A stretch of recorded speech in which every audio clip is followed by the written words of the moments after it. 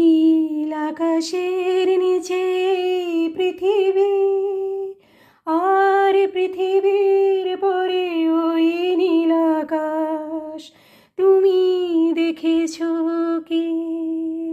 নীল আকাশের